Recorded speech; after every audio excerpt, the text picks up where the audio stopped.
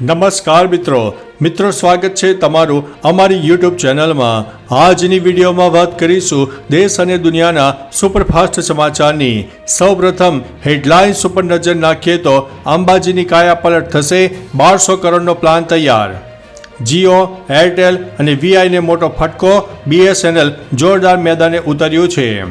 કમલમના નામે ભાજપ નેતાના દીકરાનું મોટું કૌભાંડ સામે આવ્યું છે। દારૂ પીધા પછી અંદરનો શેતાન બહાર આવી જતો। મહીસાગરમાં ધોધમાર વરસાદ, 2 કલાકમાં 4 ઇંચ વરસાદ નોંધાયો છે। ચાંદીપુરા વાયરસના સમાચાર, મૃત્યુઆંક 53 થયો છે, 131 કેસ સામે આવ્યા છે। પેરિસ ઓલિમ્પિકથી ખરાબ સમાચાર, લક્ષ્યની જીત અમાન્ય રહી છે। હવે ઉત્તર અને મધ્ય ગુજરાતનો વારો, મોટી આગાહી સામે આવી છે। ઇન્કમટેક્સ રિટર્ન ભરવાના માત્ર 2 દિવસ બાકી છે। અલ્ટ્રાટેકે ઇન્ડિયા સિમેન્ટમાં 32.72% હિસ્સો ખરીદ્યો છે। આ શહેરો પ્રવાસીઓ માટે હવે સૌથી ખતરનાક સાબિત થયા છે। આ રાજ્યોમાં મોટાભાગના લોકોને આયુષ્યમાન યોજનાનો લાભ મળ્યો છે। અને અંતે ઇન્ડિયા વર્સિસ શ્રીલંકામાં વરસાદ પછી ભારતનો વિજય, સિરીઝ પોતાને નામે કરી છે। મિત્રો, વિસ્તારથી વાત કરીએ તો શ્રીલંકા સામે રમાઈ રહેલી બીજી T20 ભારત મેચ 7 વિકેટે જીતી ગયું છે। સાથે 2-0ની લીડ પણ મેળવીને સિરીઝ પોતાને નામે કરી છે।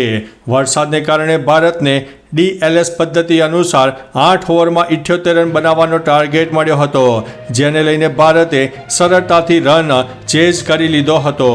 ભારતે 6.3 ઓવરમાં 3 વિકેટ ગુમાવીને 81 રન બનાવ્યા હતા, જેમાં જયસ્વાલે 30, સૂર્યાએ 26 અને હાર્દિકે 22 રનની ઇનિંગ રમી હતી। મિત્રો, અન્ય મહત્વના સમાચારની વાત કરીએ તો આ રાજ્યોમાં મોટાભાગના લોકોને આયુષ્યમાન યોજનાનો લાભ મળ્યો છે। કેન્દ્ર સરકારે નાણાકીય વર્ષ 2023-24માં આયુષ્યમાન યોજના મેળવનાર રાજ્યોની યાદી જાહેર કરી છે। આ મુજબ કર્ણાટકમાં સૌથી વધુ 32.13 લાખ લોકોને લાભ મળ્યો છે। રાજસ્થાનમાં 19.78 લાખ, આંધ્રપ્રદેશમાં 18.42 લાખ, યુપીમાં 17 લાખ, છત્તીસગઢમાં 15.84 લાખ, ગુજરાતમાં 12.80 લાખ, મધ્યપ્રદેશમાં 12.70 લાખ અને કેરળમાં 10.78 લાખ લોકોને તેનો લાભ મળ્યો છે। મિત્રો, અન્ય મહત્વના સમાચારની વાત કરીએ તો આ શહેરો પ્રવાસીઓ માટે ખતરનાક છે। વેનેઝુએલાનું કારાકાસ શહેર પ્રવાસી માટે સૌથી ખતરનાક છે। જો તમે ટુરિસ્ટ હો તો તમે અહીંથી સરળતાથી લૂંટાઈ શકો છો। કરાચી શહેર વિશ્વના સૌથી અસુરક્ષિત સ્થળોમાં બીજા ક્રમે છે। ત્રીજું નામ ટોરન્ટો, કેનેડા છે। આ પછી ઓસ્ટ્રેલિયામાં સિડની આવે છે, પછી સ્વિટ્ઝરલેન્ડમાં જ્યુરિચ આવે છે। આ પછી ડેનમાર્કનું કોપનહેગન, દક્ષિણ કોરિયાનું સિયોલ, જાપાનનું ઓસાકા અને ઓસ્ટ્રેલિયાનું મેલબોર્ન અને નેધરલેન્ડનું એમ્સ્ટર્ડમ સામેલ થયું છે। મિત્રો, અન્ય મહત્વના સમાચારની વાત કરીએ તો અલ્ટ્રાટેકે ઇન્ડિયા સિમેન્ટમાં 32.72%નો હિસ્સો ખરીદ્યો છે। આદિત્ય બિરલા ગ્રુપની માલિકીની સિમેન્ટ કંપની અલ્ટ્રાટેકના બોર્ડે ઇન્ડિયા સિમેન્ટ લિમિટેડના 32.72% હિસ્સો ખરીદવાની મંજૂરી આપી છે। આ ડીલમાં અલ્ટ્રાટેકને શેર દીઠ ₹390ના દરે કુલ 3,954 કરોડ ચૂકવવા પડશે। આમાં કંપનીને ઇન્ડિયા સિમેન્ટના પ્રમોટર્સ અને એસોસિએટ્સના 10 કરોડથી વધુ શેર મળશે। મિત્રો, અન્ય મહત્વના સમાચારની વાત કરીએ તો ઇન્કમટેક્સ રિટર્ન ભરવાના માત્ર 3 દિવસ બાકી છે, જે 3 દિવસ હવે પૂર્ણ થવાના આરે છે। નાણાકીય વર્ષ 2023 માટે ઇન્કમટેક્સ રિટર્ન ફાઇલ કરવા માટે હવે ફક્ત 3 દિવસ બાકી છે। 31મી જુલાઈ સુધીમાં રિટર્ન ફાઇલ કરવાનું રહેશે। 31 જુલાઈ પછી ₹5,000નો દંડ ભરવો પડી શકે છે। નિષ્ણાતોનો અંદાજ છે કે આ વખતે સરકાર ITR ફાઇલ કરવાની સમય મર્યાદા લંબાવવાનું નથી વિચારી રહી। આવી સ્થિતિમાં જો તમે દંડ ભર્યા વિના ITR ફાઇલ કરવા માંગો છો, 31મી જુલાઈ પહેલાં ITR ફાઇલ કરી દો। મિત્રો, અન્ય મહત્વના સમાચારની વાત કરીએ તો હવે ઉત્તર અને મધ્ય ગુજરાતનો વારો છે। મોટી આગાહી સામે આવી છે। સૌરાષ્ટ્ર અને દક્ષિણ ગુજરાતને ગમરોડ્યા બાદ હવે મેઘરાજા ઉત્તર અને મધ્ય ગુજરાતમાં ધબધબાટી બોલાવશે તેવી આગાહી હવામાન નિષ્ણાત અંબાલાલ પટેલે કરી છે। તેમના જણાવ્યા અનુસાર 30 જુલાઈના રોજ ઉત્તર અને મધ્ય ગુજરાતમાં ભારેથી અતિભારે વરસાદની શક્યતા છે। આ સિવાય 3 થી 10 ઓગસ્ટ દરમિયાન ફરી એક વખત ગુજરાતમાં વિવિધ ભાગોમાં વરસાદી માહોલ જામશે।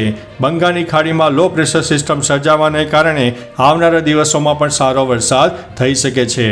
મિત્રો અન્ય મહત્વના સમાચારની વાત કરીએ તો પેરિસ ઓલિમ્પિકથી ખરાબ સમાચાર સામે આવ્યા છે. લક્ષ્યની જીત અમાન્ય.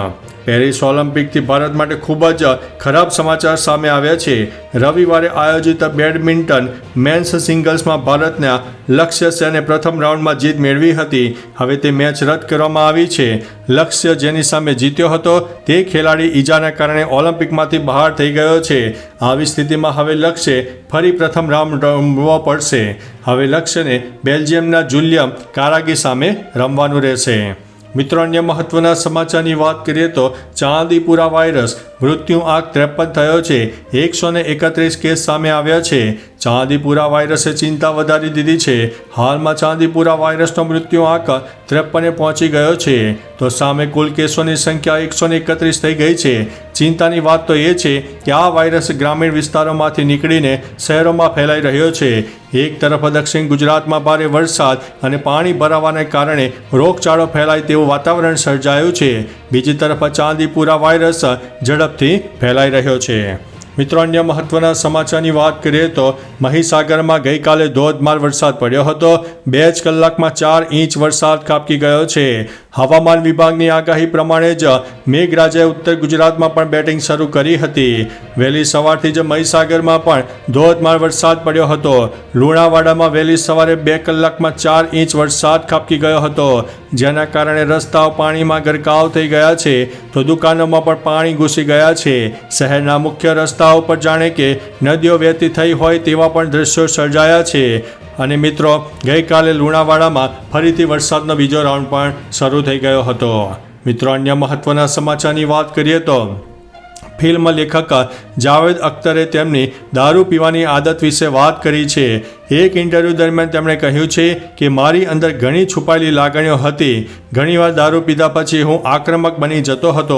જ્યારે હું દારૂ પીતો હતો ત્યારે મારી અંદરનો શૈતાન બહાર આવી જતો હતો. મેં મારા જીવનમાં 2 થી 4 સારા કામ કર્યા છે. તેમાંથી એક એ છે કે 31 જુલાઈ 1991ના રોજ મેં છેલ્લી વખત દારૂ પીધો હતો અને તે પછી મેં ક્યારેય દારૂને અડ્યો નથી.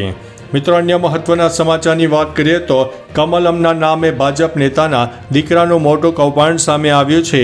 લોકસભા ચૂંટણીમાં ભાજપ કાર્યાલય કમલમમાં ગાડીઓની જરૂર છે તેમ કહીને 76 જેટલી ગાડીઓ ભાડે લઈને તેને ગીરવે મૂકવાના કૌભાંડમાં ખુલાસો થયો છે. જે મામલે ક્રાઇમ બ્રાન્ચ દ્વારા ભાજપના બક્ષીપંથના નેતાના પુત્ર પ્રિન્સ મિસ્ત્રીની ધરપકડ કરવામાં આવી છે. દેવું વધી જતાં તેણે આ કૌભાંડ કર્યું હોવાનું સામે આવ્યું છે. હાલ પોલીસે 35 જેટલી કાર જપ્ત કરી છે. આ મામલે વધુ તપાસ હાથ ધરવામાં આવી છે. મિત્રો અન્ય મહત્વના સમાચારની વાત કરીએ તો જીઓ, એરટેલ અને વીઆઈએ તેમના ટેરિફ પ્લાન 11 થી 25% મોંઘા કર્યા છે, જેના કારણે લાખો વપરાશકર્તાઓ બીએસએનએલમાં પોર્ટ કરાવી રહ્યા છે. હવે રિપોર્ટ પ્રમાણે ટેરિફ પ્લાન મોંઘા કર્યા બાદ જીઓ, એરટેલ અને વીઆઈને મોટો ફટકો પડ્યો છે. તેમણે મોટી સંખ્યામાં તેમના ગ્રાહકો ગુમાવ્યા છે તો સામે બીએસએનએલને 25 લાખ નવા ગ્રાહકો મળ્યા છે. એટલે કે હવે બીએસએનએલ તરફ લોકો જઈ રહ્યા છે. મિત્રો અન્ય મહત્વના સમાચારની વાત કરીએ તો અંબાજીની કાયાપલટ થશે. 1200 કરોડનો પ્લાન પણ તૈયાર થઈ ગયો છે. ગુજરાતના સુપ્રસિદ્ધ યાત્રાધામ અંબાજીના કાયાપલટ માટેનો 1200 કરોડ રૂપિયાનો માસ્ટર પ્લાન તૈયાર છે. પીએમ મોદી સામે તેનું પ્રેઝન્ટેશન રજૂ કરાયું છે. 3 તબક્કામાં સંપૂર્ણ શહેરની કાયાપલટ કરવામાં આવશે, જેનું ખાસ આકર્ષણ શક્તિપથ છે, જેના વડે ચાચર ચોકમાંથી 2.5 કિલોમીટર રસ્તે ચાલીને સીધા ગબ્બર સુધી પહોંચી શકાશે. 2027 સુધીમાં આ પ્રોજેક્ટ પૂરો થવાનું અનુમાન લગાવવામાં આવી રહ્યું છે. તો ચાલો મિત્રો, ફરીથી દેશ અને દુનિયાના સુપરફાસ્ટ સમાચાર લઈને મળતા રહીશો. ત્યાં સુધી અમને રજા આપશો. નમસ્તે.